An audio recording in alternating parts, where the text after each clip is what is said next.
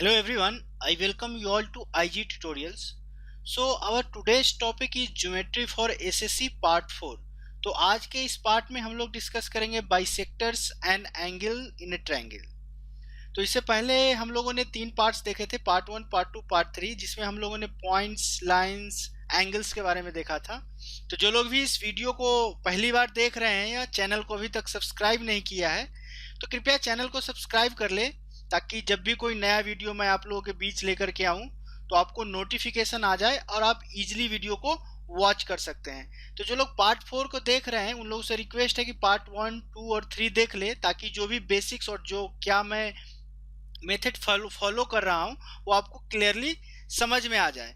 तो चलिए without any further edu let's start the topic और देखते हैं कि एक एक करके क्या हम लोग को स्टडी करना है। तो चलिए आज है हम लोग का जो टॉपिक है वो है बाइसेक्टर्स। तो बाइसेक्टर्स में हम लोग को मेनली तीन तरह के बाइसेक्टर्स पढ़ने पड़ते हैं और वो बाइसेक्टर्स है आपका बाइसेक्टर्स या मीडियन, जिसको पहला कैटेगरी है। दूसरा कैटेगरी है आपको परपेंडिकुलर बाइसेक्टर्स और तीसरा है एंगुलर बाइसेक्टर। एक्चुअली ये तीनों बाइसेक्टर्स का जो मेन यूज होता है वो हम लोग जब देखेंगे सेंटर्स ऑफ ए ट्रायंगल, जब हम लोग सेंटर ऑफ ग्रेविटी देखेंगे या इन सेंटर देखेंगे या सरकम सेंटर देखेंगे, ऑर्थो सेंटर देखेंगे, वहां पर इसका मेनली यूज होगा।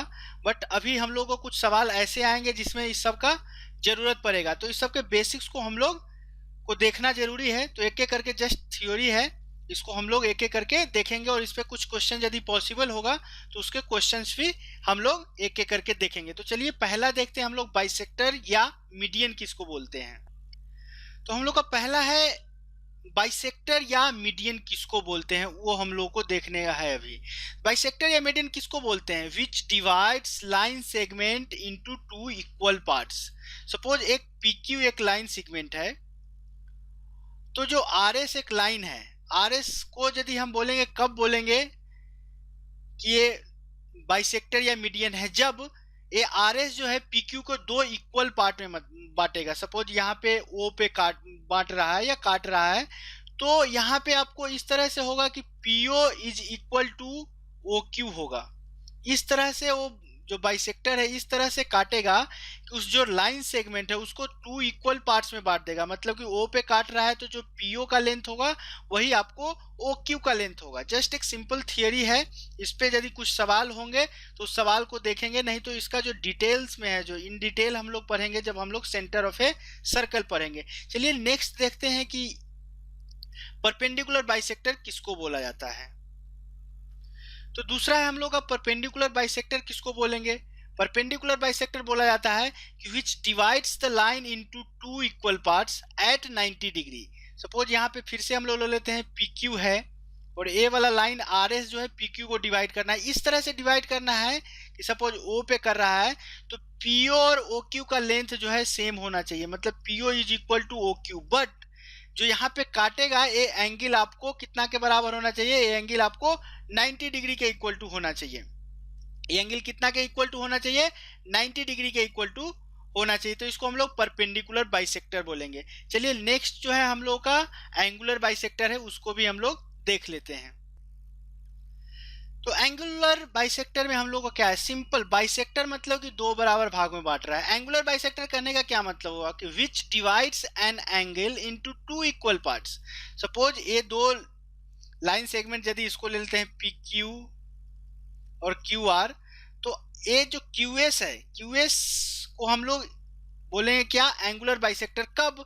जब सपोज ये पूरा एंगल आपको थीटा दिया हुआ है, एंगल PQR, एंगल PQR आपको थीटा दिया हुआ है, तो जो QS है, QS क्या करेगा? QS इस तरह से डिवाइड करेगा कि यहाँ पे भी इस जो एंगल थीटा है उसको टू इक्वल टू पार्ट में बांट देगा।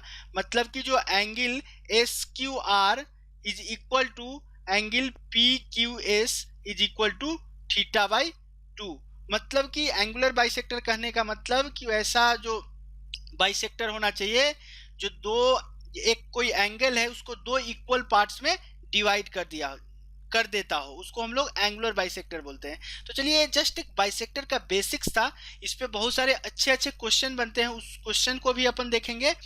बट क्वेश्चन देखने से पहले हम लोग एंगल्स इन ए ट्रायंगल, जो ट्रायंगल में एंगल्स होता है उसके कुछ प्रॉपर्टीज देखेंगे और फिर हम लोग क्वेश्चन पे मूव करेंगे। तो चलिए देखते हैं एंगल्स इन ए ट्रायंगल क्या होता है। तो चलिए अब हम लोग पढ़ते हैं ट्रायंगल के बारे में। ट्रायंगल के बारे में सिंपली आपको क्या है, ट्रायंगल का डेफिनेशन जस्ट आप लोगों को बता देता हूँ, आप लोगों को पता ही होगा। Close shape formed by three straight line. Three straight line मतलब कि कोई थ्री स्ट्रेट लाइन से यदि कोई क्लोज शेप बनता हो तो उसको हम लोग क्या बोलते हैं, उसको हम लोग ट्रायंगल बोलते हैं। तो एंगल से रिलेटेड या ट्रायंगल से रिलेटेड कुछ मेन पॉइंट्स जो है उसको हम लोग देख लेते हैं। पहला पॉइंट है क्या, किसी भी ट्रायंगल को फॉर्म होने के लिए क्या कंडीशन चाहिए। उस कंडीशन में पहला पॉइंट क्या है, sum of any two sides. इसको बहुत ध्यान से देखिए, इस पे क्वेश्चन अच्छे अच्छे क्वेश्चन पूछे जाते हैं। Sum of any two sides of a triangle must be greater than the third side. Suppose यदि इस ट्रायंगल को हम लोग नामकरण कर देते हैं, ट्रायंगल एबीसी है तो ए के सामने वाले साइड को ए ले लिए, बी के सामने वाले साइड को बी ले लिए और सी के सामने वाले साइड को हम लोग सी ले लिए। जो पहला प्रॉपर्टी बोलता है उसको क्या कह रहा है पहला property, sum of any two sides of a triangle must be greater than the third side. मतलब कि कोई भी दो साइड का यदि सम हम लोग निकाले तो A plus B must be greater than third side, मतलब कि सी। यदि सिमिलरली यदि हम लोग बी प्लस सी ले, ए भी बड़ा होना चाहिए आपसे ए के, या ए प्लस सी यदि हम लोग देखेंगे तो ए आपको बड़ा होना चाहिए किससे, बी से। ए बहुत ही इंपॉर्टेंट प्रॉपर्टी है, जब तक ए प्रॉपर्टी फॉलो नहीं होगा तब तक हम लोग ट्रायंगल को फॉर्म कर ही नहीं सकते हैं। तो वैसे इस प्रॉपर्टी का नाम बोला जाता है, इस प्रॉपर्टी का नाम है triangle in equality. Triangle in equality theorem बोलते हैं। इस प्रॉपर्टी को क्या बोलते हैं, ट्रायंगल इनइक्वालिटी थ्योरम।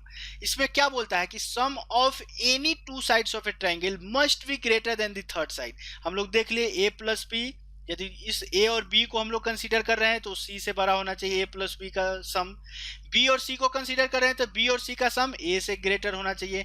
ए और सी को कंसीडर कर रहे हैं तो इसका सम बी से ग्रेटर होना चाहिए। यदि इसी को हम लोग मॉडिफाई कर दें, यदि इसी चीज को मॉडिफाई कर दें तो हम लोग को सेकेंड वाला प्रॉपर्टी मिलता है। सेकेंड वाला प्रॉपर्टी क्या बोलता है कि difference between any two sides of a triangle must be less then third side.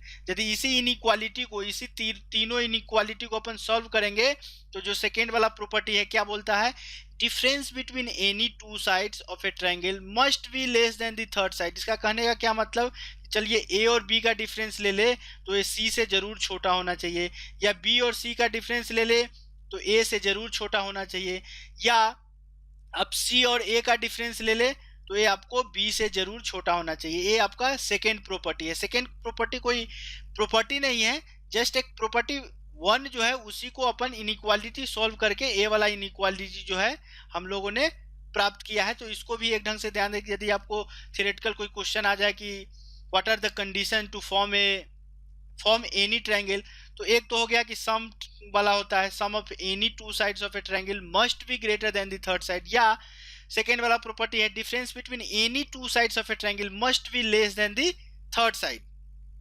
ऐसा कुछ हम लोग का है। चलिए इसको एक लाइव एग्जांपल से देख लेते हैं कि कैसे ये पॉसिबल है, क्या होता है, उसको हम लोग एक लाइव एग्जांपल से देख लेते हैं।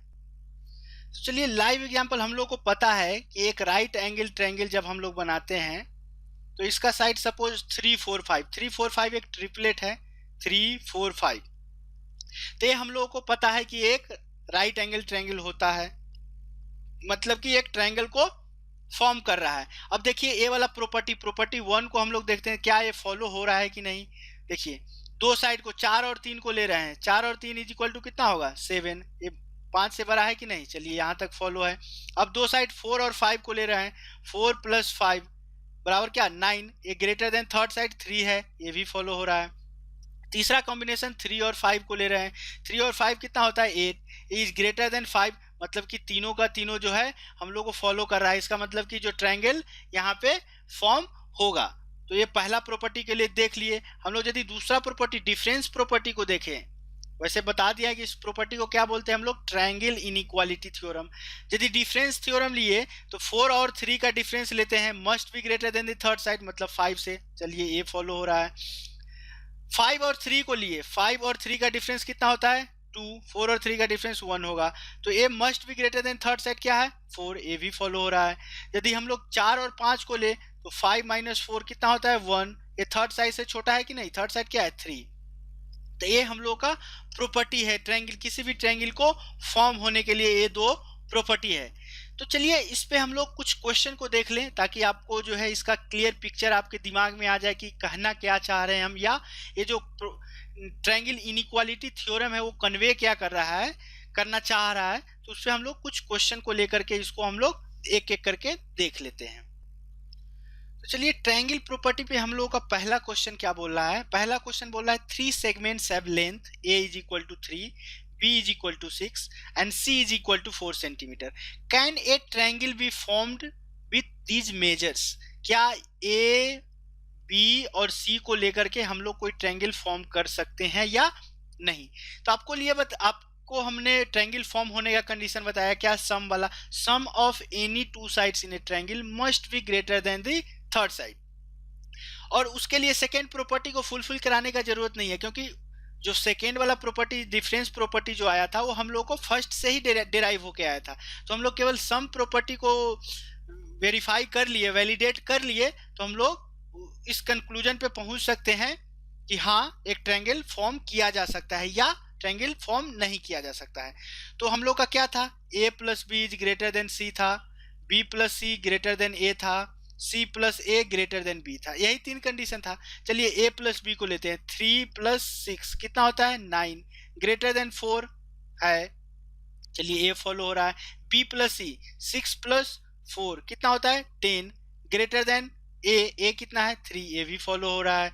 तीसरा क्या होता है c प्लस ए, c कितना है 4, a कितना है 3, 4 प्लस 3 7, ग्रेटर देन 6, ये भी फॉलो हो रहा है। इसका मतलब क्या हुआ, इस triangle can be formed, triangle can be formed with a, b and c, मतलब कि a, b और c के मदद से हम लोग यहाँ पे ट्रायंगल को फॉर्म कर सकते हैं। ये तो देख लिए कितना इजीली हम लोग इसको कर लिए, तो देख लिए। चलिए इसी पे एक और एग्जांपल अपन देखते हैं कि उस अगले एग्जांपल में क्या बोला जा रहा है। चलिए हम लोग का अगला एग्जांपल जो है, नेक्स्ट एग्जांपल है, क्या बोला है, 3 segments have length a is equal to 7, b is equal to 16, c is equal to 8 centimetre. Can a triangle be formed with this measures. चलिए a plus b is greater than c, मतलब कि 7 plus 16 कितना होता है 23, is greater then 8 है। दूसरा ले लेते हैं, 16 प्लस 8 कितना होता है 24, इज ग्रेटर देन 7 है। चलिए फिर a प्लस सी लेते हैं, 7 प्लस 8 इज इक्वल टू 15 हुआ 15, इज ग्रेटर देन 16 है, नहीं है। यहाँ पे a वाला कंडीशन क्या हो रहा है, फॉलो नहीं कर रहा है। इसका क्या मतलब कि नो ट्रायंगल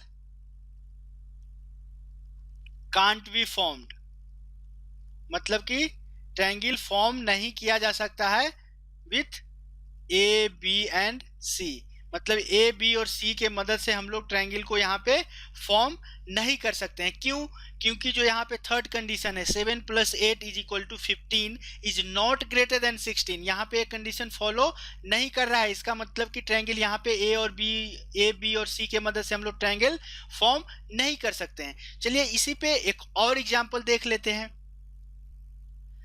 तो हम लोग का जो नेक्स्ट एग्जांपल है क्या बोला गया है, any 3 sides are taken from 2 centimetre, 3 centimetre, 5 centimetre, 6 centimetre to make a triangle, मतलब कि 4 साइड्स का लेंथ दिया हुआ है, 4 लेंथ दिया हुआ, उसमें से 3 हम लोग को चूज करना है। Then how many triangles are possible. अब आपको पता है कि 4 साइड्स दिया हुआ है, अब आपको ट्रायंगल फॉर्म करना है। तो ट्रायंगल फॉर्म करने के लिए आपको जरूरत कितना पड़ेगा 3 साइड्स। आपको 4 साइड दिया हुआ है लेकिन आपको चाहिए कितना 3 साइड्स, तो टोटल कॉम्बिनेशन क्या होगा, यदि यहाँ पे टोटल कॉम्बिनेशन या टोटल नंबर ऑफ ट्रायंगल्स क्या होगा, परमुटेशन कॉम्बिनेशन, कॉम्बिनेशन का यूज आएगा। यहाँ पे 4 टोटल साइड्स है, उसमें से आपको चुनना कितना है 3 साइड्स। इसको अपन सॉल्व करेंगे तो कितना आएगा 4/1, मतलब कि 4। तो टोटल नंबर ऑफ ट्रायंगल्स कितना आएगा, टोटल नंबर ऑफ ट्रायंगल्स कितना आएगा आपको 4। अब आप कॉम्बिनेशन करके ही देख लीजिए कि टोटल नंबर ऑफ ट्रायंगल्स 4 आएगा कि नहीं आएगा।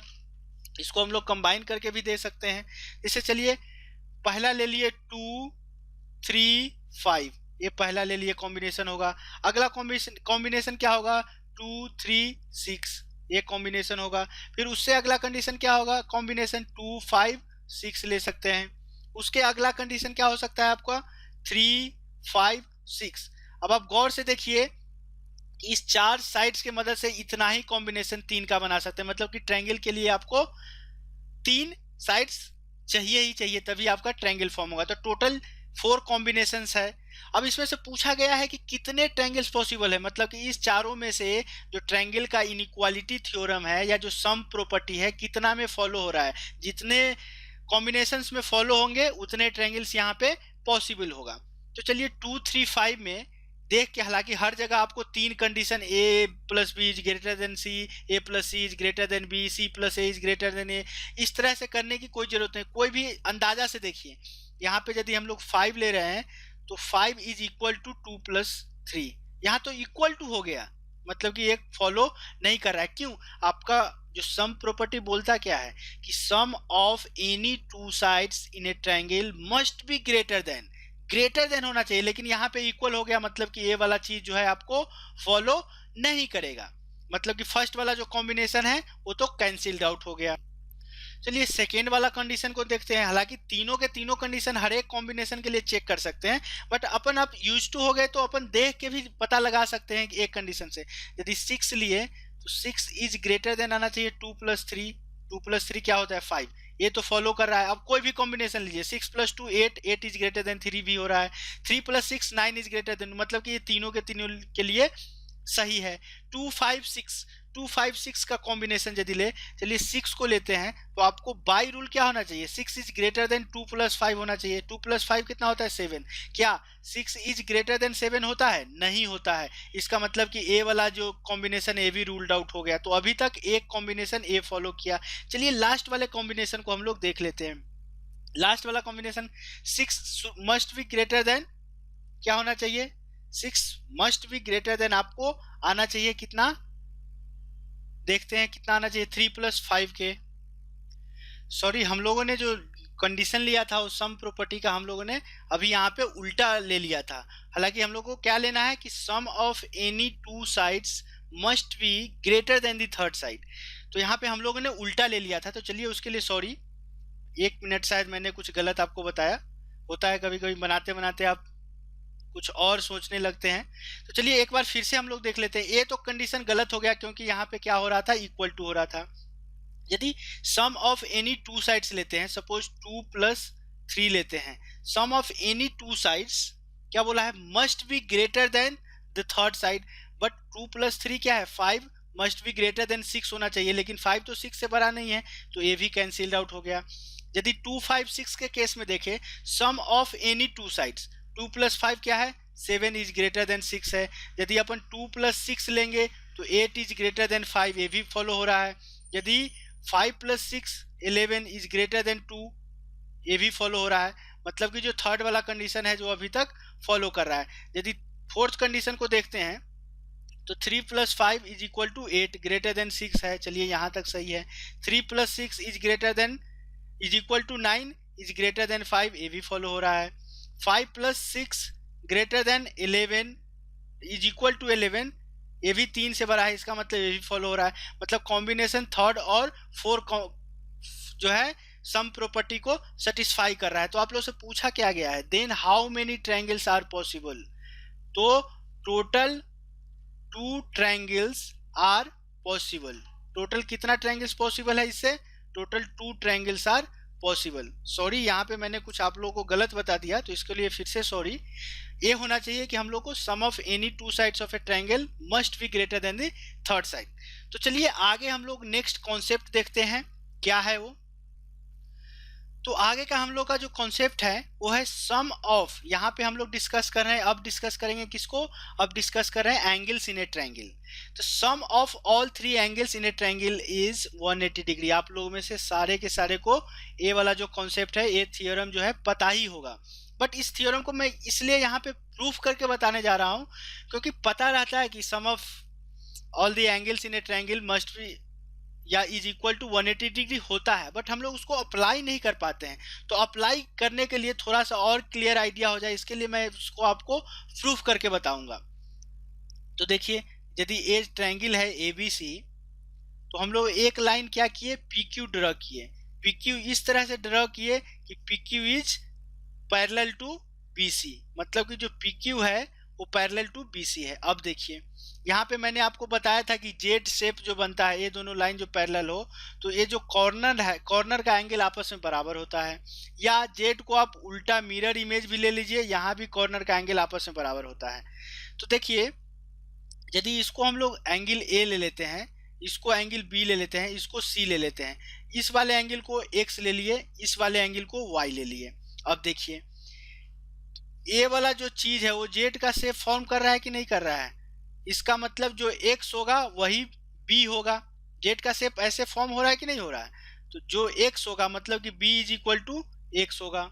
चलिए, सिमिलरली यहाँ पे ए वाला चीज जो है, ए वाला चीज जो है आपको उल्टा जेड बन रहा है, इसका मतलब कि y इज इक्वल टू आपको c होगा, मतलब c किसके बराबर हो गया, y के बराबर। अब आपको पता है कि एक लाइन के एक साइड में टोटल कितना डिग्री का कोण बनता है, 180 डिग्री का। तो यहाँ पे देखिए x plus a plus y कितना है, 180 डिग्री। अब आपको प्रूफ क्या करना है, देखिए प्रूफ क्या करना था, ये वाला a प्लस बी प्लस सी आपको फाइंड आउट करना था कि कितना था।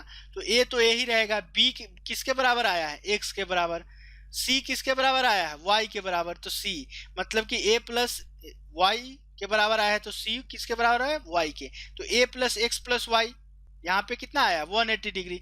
180 डिग्री मतलब कि जो यहाँ पे ट्रायंगल में तीनों एंगल का सम कितना होता है, 180 डिग्री के बराबर होता है। तो ये आपको विजुअलाइज करने के लिए कि क्या हो रहा है, उसके लिए मैंने इसको प्रूफ करके बता दिया कि किसी भी त्रिभुज के तीनों कोणों का योग कितना होता है, 180 डिग्री के बराबर होता है। चलिए नेक्स्ट प्रॉपर्टी इसका हम लोग देखते हैं क्या है। नेक्स्ट प्रॉपर्टी क्या है, बहुत ही सिंपल प्रॉपर्टी है, side opposite to smallest angle is smallest and side opposite to largest angle is largest. Suppose ये आपका ए है, ए बी है, ए एंगल सी है, इसको ए बी सी ट्रायंगल नाम दे देते हैं। तो यदि ए बड़ा है बी से और बी बड़ा है सी से, तो देखिए एंगल ए क्या है, सबसे बड़ा है, एंगल ए क्या है, सबसे बड़ा है, एंगल ए सबसे बड़ा है, तो एंगल ए के सामने वाला कोण क्या है, ये साइड बी सी, तो बी सी क्या हो जाएगा, लार्जेस्ट साइड हो जाएगा। क्यों हो जाएगा, क्योंकि ये सबसे लार्जेस्ट एंगल के सामने वाला है। आपको स्मॉलेस्ट क्या है, सी, तो सी स्मॉलेस्ट है, तो सी के सामने वाला जो साइड है वो क्या है, बी ए, तो बी ए साइड का लेंथ क्या हो जाएगा, स्मॉलेस्ट हो जाएगा। ये जस्ट सिंपल सा है कि जो एंगल जितना बड़ा होगा किसी ट्रायंगल में, उसके सामने का जो साइड होगा वो उतना ही बड़ा होगा। चलिए एक सिंपल सा थियरी था। चलिए नेक्स्ट देखते हैं कि नेक्स्ट हम लोग को क्या कॉन्सेप्ट है। ये भी एक प्रॉपर्टी है ट्रायंगल का, बहुत सिंपल सा, बहुत साधारण प्रॉपर्टी है, याद हम लोगों में से सबको रहता है, बट हम लोग इस जो प्रॉपर्टी है उसको यूज नहीं कर पाते हैं। प्रॉपर्टी क्या है, the exterior angle of a triangle is always equal to the sum of remaining two angles. यदि यहाँ पे यदि इसको हम लोग एक्सटेंड करें और ये ट्रायंगल ए बी सी है, तो इस एंगल को सी ले लिए, इस एंगल को ए ले लिए, इस एंगल को बी, तो जो ए वाला जो एंगल है वो क्या बोलता है, एक्सटीरियर एंगल, तो इस सी का एक्सटीरियर एंगल है, तो सी का एक्सटीरियर एंगल है, इसका मतलब कि रिमेनिंग टू एंगल्स क्या हो गया, यदि इसको हम लोग एक्स ले लिए, तो जो सी का एक्सटीरियर एंगल एक्स है, तो रिमेनिंग टू एंगल क्या है, ए प्लस बी, इसके बराबर होता है। मतलब कि x का जो वैल्यू होगा वो रिमेनिंग जो दो एंगल है उसके सम के बराबर होता है। यदि इसको भी प्रूफ करना चाहते हैं तो आप कर सकते हैं, a प्लस बी प्लस सी, त्रिभुज के तीनों कोण का योग 180 डिग्री, अभी हम लोगों ने प्रूफ किया था। अब c पे कितना डिग्री का एंगल बनेगा, 180 डिग्री का, इसका मतलब कि x प्लस सी कितना है, 180 डिग्री, तो x का वैल्यू कितना हो जाएगा, 180 डिग्री माइनस सी। तो ये समीकरण 2 ले लेते हैं, समीकरण 1 ले लेते हैं। यदि समीकरण 1 को हम लोग सॉल्व करेंगे तो यहाँ पे क्या आपको आएगा, a plus b is equal to 180 degree minus c होगा कि नहीं होगा, a plus b is equal to 180 degree minus c होगा कि नहीं होगा, ऑब्वियसली होगा। यदि हमने इक्वेशन 1 और इक्वेशन इसको सपोज 3 ले लेते हैं। इक्वेशन 2 और 3 को यदि इक्वेट करें तो RHS में 180 माइनस सी है, वहाँ भी 180 माइनस सी है, तो इसका मतलब क्या हुआ कि x is equal to a plus b. तो यही एक साधारण सा जो प्रॉपर्टी है कि एक्सटीरियर एंगल जो होता है वो रिमेनिंग दो एंगल के सम के बराबर होता है। चलिए, तो ये था एंगल्स इन ए ट्रायंगल का प्रॉपर्टी था कुछ। अब हम लोग क्या करेंगे, एक एक करके कुछ अच्छे अच्छे क्वेश्चन को हम लोग सॉल्व करने की कोशिश करेंगे। तो चलिए लेते हैं नेक्स्ट क्वेश्चन क्या है। तो चलिए हम लोग का नेक्स्ट क्वेश्चन क्या पूछा जा रहा है कि in a triangle a b is equal to B c. Suppose कोई ट्रायंगल बोला जा रहा है ए बी सी, ठीक है। उसमें क्या बोल रहा है कि ए b is equal to B C, मतलब कि ए b is equal to B c, ये दोनों साइड आपस में बराबर है। Angle b a c is equal to 40 degree. Angle b a c, ये वाला जो एंगल है आपको 40 डिग्री के बराबर दिया गया है। अब आपको मैंने बताया था कि जो साइड या जो एंगल जितना बड़ा होता है उसके सामने का साइड का लेंथ भी उतना ही बड़ा होता है। यहाँ पे क्या है, दोनों साइड आपस में बराबर है, इसका मतलब कि दोनों एंगल क्या होगा, आपस में बराबर होगा। तो सपोज ए एक्स होगा तो आपको angle b a c 40 degree दिया हुआ है। ए b is equal to B c, actually ये बी सी नहीं होना चाहिए, angle side a b is equal to a c होना चाहिए। सपोज ए नहीं होके ए वाला साइड आपस में क्या बोल रहा है, बराबर है, और ए वाला एंगल 40 डिग्री दिया हुआ है। तो यदि ए एक्स है तो ए वाला एंगल भी एक्स होगा। अब आपको पता है कि त्रिभुज में तीनों कोण का योग कितना होता है, 180 डिग्री। तो एक्स का वैल्यू कितना आ जाएगा, 70 डिग्री। 70 डिग्री आ गया। अब पूछा जा रहा है कि then external angle at B, external angle at B आपसे पूछा जा रहा है। तो बी का एक्सटर्नल एंगल यहाँ पे ए वाला एंगल कितना होगा, ये आपसे पूछा जा रहा है। इसको हम लोग दो तरह से सोल्व कर सकते हैं। पहला कि sum of exterior means the value of exterior angle is equal to the sum of remaining two angle.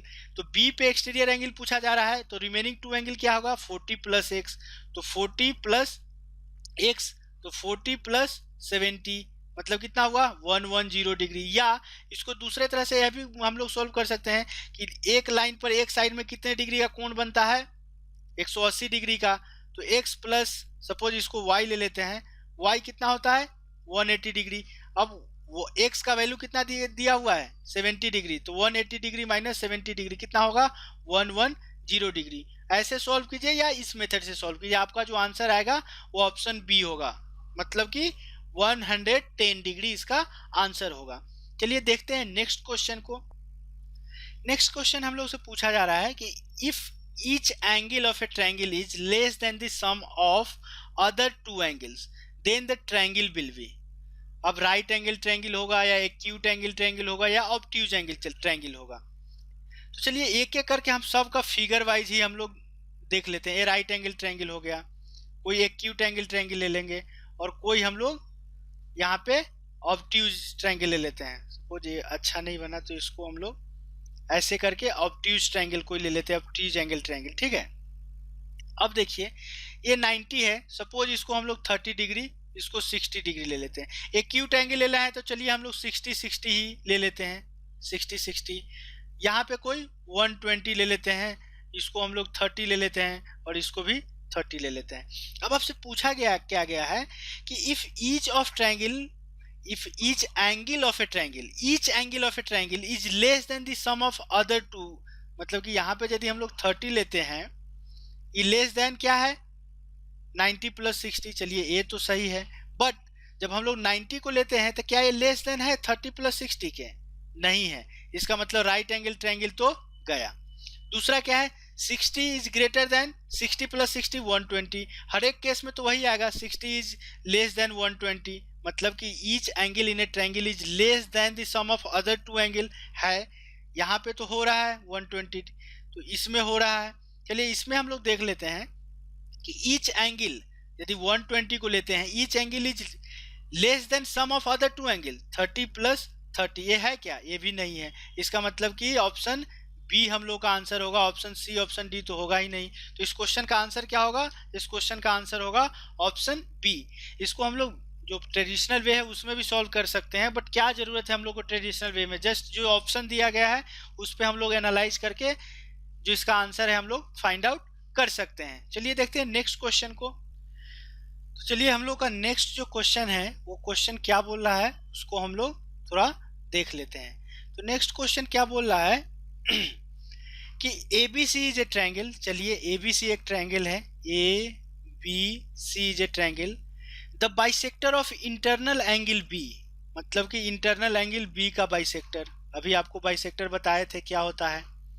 And the bisector of external angle C, मतलब कि एक्सटर्नल एंगल सी कहने का मतलब कि इसका बाइसेक्टर, इसका जो बाइसेक्टर है intersects at d, intersects at d. चलिए if angle b d c is equal to 50 degree, angle b d c, a वाला जो एंगल है आपको 50 डिग्री दिया गया है, तो then find the value of angle, मतलब कि एंगल ए आपको निकालना है। तो चलिए इसको अपन स्मॉल ए ले लिए। तो चलिए इसको हम लोग विचार करते हैं कि कैसे इसको अपन सॉल्व कर सकते हैं। तो इसको सॉल्व करने के लिए अपन एक चीज देख सकते हैं, सपोज ए वाला पूरा एंगल अपन y ले लिए, तो ए वाला जो एंगल होगा वो क्या होगा y/2, क्योंकि एंगुलर बाइसेक्टर है। मैंने बताया था एंगुलर बाइसेक्टर मतलब कि एंगल को दो बराबर भागों में बांटता है। सिमिलरली इस पूरे एंगल को x ले लेते हैं, तो ए क्या होगा x/2, ए क्या होगा x/2। अब देखिए नाउ ट्रायंगल एबीसी में हम लोग ऐसा बोल सकते हैं कि sum of exterior angle at c, sum of exterior angle at c क्या है आपको y है। पूरा एंगल को हम लोग क्या लिए थे y लिए थे, तो y क्या होगा सम ऑफ नहीं कह के value of exterior angle is equal to क्या होता है sum of the remaining two angle. Remaining two angle क्या है a, यदि c पे एक्सटीरियर एंगल है तो रिमेनिंग एंगल क्या होगा a, और b पे जो एंगल बन रहा है टोटल कितना बन रहा है x। ये तो समीकरण इक्वेशन 1 हो गया। दूसरा इक्वेशन हम लोग क्या देख सकते हैं, क्या ले सकते हैं, दूसरा इक्वेशन हम लोग ट्रायंगल बीडीसी में यदि हम लोग गौर करें, ट्रायंगल बीडीसी में यदि अपन गौर करते हैं तो यहाँ पे क्या ए वाला जो एंगल है, ए वाला एंगल फिर से क्या है एक्सटीरियर एंगल, तो वैल्यू ऑफ एक्सटीरियर एंगल कितना हो जाएगा y/2 is equal to sum of remaining two angle. तो sum of remaining two angle क्या है 50, और इस ट्रायंगल में यहाँ क्या हो जाएगा एंगल क्या है x/2। चलिए इसको इक्वेशन 2 ले लेते हैं। अब देखिए हम लोग को मेन एम क्या है, मेन एम ए क्या है ए फाइंड आउट करना, ए फाइंड आउट हम लोग का मेन एम है फाइंड आउट करना। तो अब देखिए समीकरण ए से y का वैल्यू यदि रखेंगे तो क्या आ जाएगा a plus x/2, y/2, y बराबर क्या है a प्लस x, तो y/2 क्या हो जाएगा a plus x/2 is equal to 50 plus x/2। अब देखिए a प्लस x/2 मतलब क्या हो जाएगा a/2 plus x/2 is equal to 50 plus x/2, x/2 cancel out हो गया, तो a/2 इज इक्वल टू कितना आया 50। इसका मतलब a का वैल्यू आपको कितना आया 100 डिग्री। आपको फाइंड आउट क्या करना था, एंगल a ही फाइंड करना था, मतलब कि a बराबर कितना आ जाएगा 100 डिग्री। तो इस क्वेश्चन का आंसर क्या होगा, इस क्वेश्चन का आंसर होगा ऑप्शन डी। अच्छा क्वेश्चन था, इस क्वेश्चन का आंसर क्या होगा ऑप्शन डी। चलिए नेक्स्ट क्वेश्चन को देखते हैं। हम लोग का नेक्स्ट क्वेश्चन क्या बोल रहा है, in the given figure P Q is parallel to R S, मतलब कि पी क्यू जो है वो पैरेलल टू आर एस है। चलिए angle Q P T 115 degree दिया हुआ है। चलिए एंगल पी टी आर ये 20 डिग्री दिया हुआ है। अब हम लोग से पूछा जा रहा है कि एंगल एस आर टी, मतलब कि ए वाला टोटल एंगल कितना होगा। तो इसमें हम लोग को अपने तरफ से कंस्ट्रक्शन करना पड़ेगा। क्या कंस्ट्रक्शन करना पड़ेगा, अब देखिए हम लोगों ने एक लाइन ले लिया सपोज एम एन, और एम एन इस तरह से लिया कि एम एन जो है वो पैरेलल है किसके पी टी के, एम एन पैरेलल है किसके पी टी के। अब यहाँ पे देखिए फिर से ए वाला चीज जो है जेड शेप बन रहा है, उल्टा जेड बन रहा है, यहाँ पे उल्टा जेड बन रहा है, मतलब जो एंगल यहाँ पे होगा वही एंगल यहाँ पे, तो ए वाला एंगल कितना हो जाएगा 20 डिग्री, मतलब कि एंगल एन आर टी कितना हो जाएगा 20 डिग्री। ये तो हो गया, इसको हम लोगों ने क्या किया है पैरेलल लाइन लिया है। अब आपको पैरेलल लाइन पता है तो कॉरेस्पॉन्डिंग एंगल हम लोग बोले थे, कॉरेस्पॉन्डिंग एंगल क्या होता है कि दो पैरेलल लाइन के एक ही साइड में नीचे वाला, एक लाइन के नीचे वाला कोण दूसरे लाइन के नीचे वाले कोण के बराबर होता है। तो ये यदि 115 ए वाला है और ये दोनों लाइन क्या है पैरेलल है आपस में, तो ये भी 115 डिग्री हो जाएगा, मतलब कि एंगल QPT 115 दिया हुआ है, तो कॉरेस्पॉन्डिंग एंगल क्या है, कॉरेस्पॉन्डिंग एंगल इसी के लिए हम लोगों ने क्या किया था, पूरा का पूरा बेसिक्स देख लिया था। तो कॉरेस्पॉन्डिंग एंगल यदि इसमें विचार किया जाए तो क्या होगा, इसको हम लोग लेते हैं O, तो क्यू एन भी कितना के बराबर हो जाएगा, 115 डिग्री के। यदि हम लोग अब विचार करें किसको, P Q is parallel to R S पे, पी क्यू इज पैरेलल, तो फिर से क्या हो जाएगा, एंगल क्यू ओ एन बराबर क्या हो जाएगा, एंगल एस आर एन, क्योंकि ये दोनों एंगल भी आपस में कॉरेस्पॉन्डिंग एंगल होगा, तो ये किसके बराबर होगा, 115 डिग्री के बराबर होगा।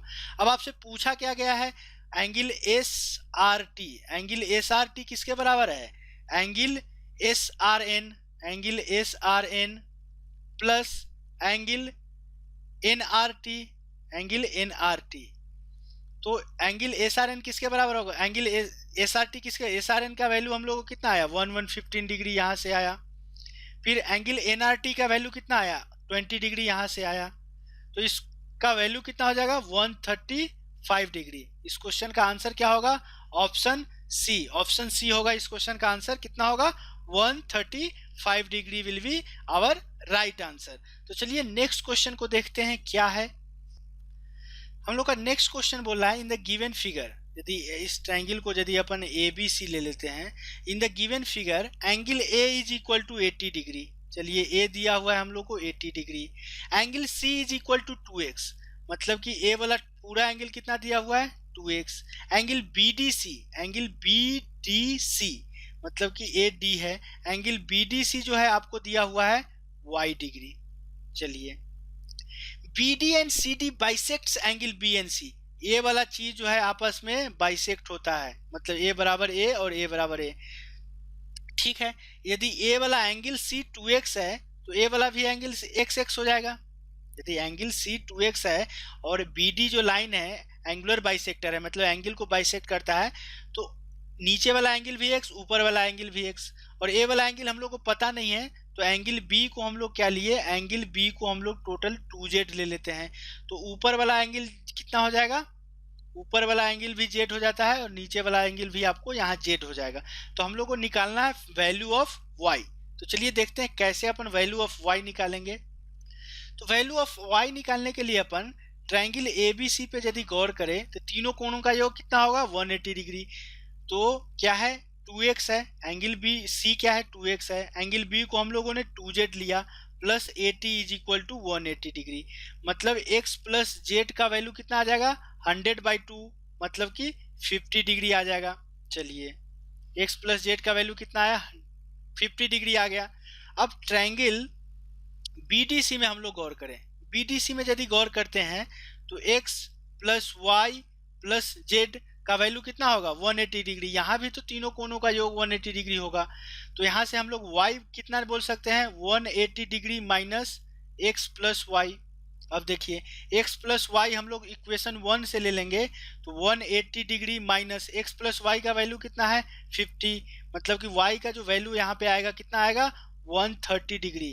तो हम लोग से पूछा क्या गया था, find the value of y का वैल्यू कितना होगा, 130 degree. Option D will be our right answer.